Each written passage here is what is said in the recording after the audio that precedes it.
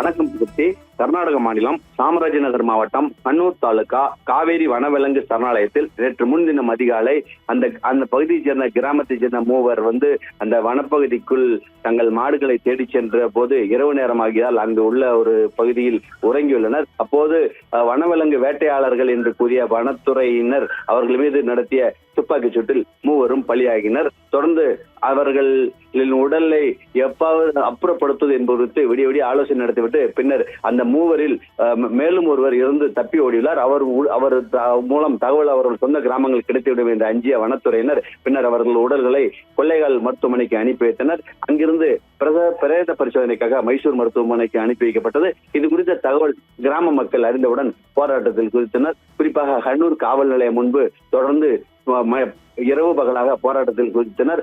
எக்காரணம் ஒன்றும் பிரேதத்தை நாங்கள் பெறமாட்டோம், முழுமையான நீதி விசாரணை வேண்டும், அந்த இறந்து போன குடும்பத்தினருக்கு வேண்டிய உதவிகளை அரசு வழங்க வேண்டும் என்று அந்த பகுதியைச் சேர்ந்த கிராம மக்களும் அவர்களுக்கு உள்ளூர் விவசாயிகளும் போராட்டத்தில் குறித்தால் பெரும் பரபரப்பு ஏற்பட்டது.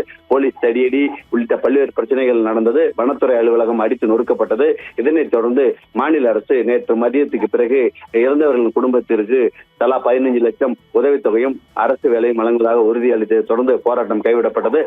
பின்னர் நேற்று இரவு அந்த இறந்து போன மூவரின் உடல்களும் பிரேத பரிசோதனை செய்யப்பட்டு நள்ளிரவில் அவர்கள் சொந்த கிராமங்களான தோமியார்பாளையம் வந்தப்பட்டது.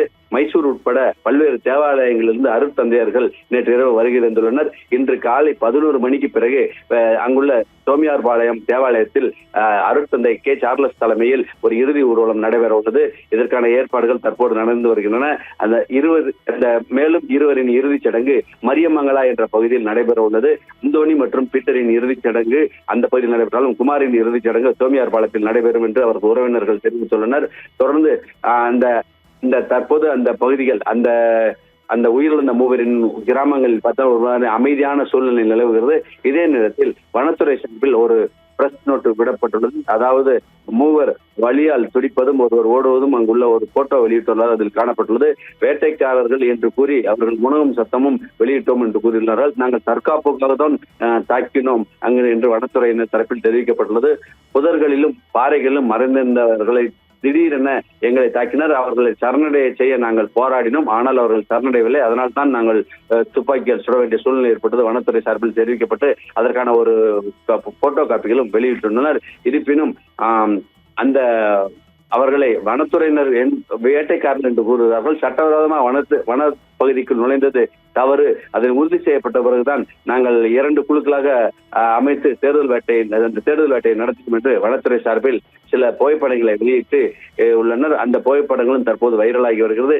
எது எப்படியோ சுட்டுக் கொள்வதற்கான அதிகாரம் இல்லை, ஏன் நீங்கள் அவர்களை சுட்டுக் கொண்டு தொடர்ந்து உறவினர்கள் போராட்டம் நடத்தியதால் பெரும் பிரச்சனை ஏற்பட்டது. தொடர்ந்து அந்த பகுதியைச் சேர்ந்த உள்ளூர் எம்எல்ஏ மஞ்சுநாத் தலைமையிலான ஒரு அரசியல் குழு இவர்களிடம் பேச்சுவார்த்தை நடத்தி அந்த போராட்டத்தை முடிவுக்கு கொண்டு வந்தது. இதே நேரத்தில் தற்போது அமைதியான முறையில் இந்த இறுதிச் சடங்குகளுக்கான பணி தற்போது தொடங்கியுள்ளது. ராத்திரி நள்ளிரவு பரிசோதனை பிறகுதான் அந்த கிராமத்திற்கு அவர்கள் மூவரின் சடலங்கள் கொண்டு வரப்பட்டன. தொடர்ந்து அந்த உயிரிழந்தவர்கள் சடலங்களை பார்த்து அவர்கள் குடும்பத்தினர் கதறி அழுவது பரிதாபம்தான் காணப்பட்டது. அந்த உயிரிழந்த மூவரின் வீட்டில் சிறு சிறு பச்சிளம் குழந்தைகள் இருப்பதும் குறிப்பிடத்தக்கது.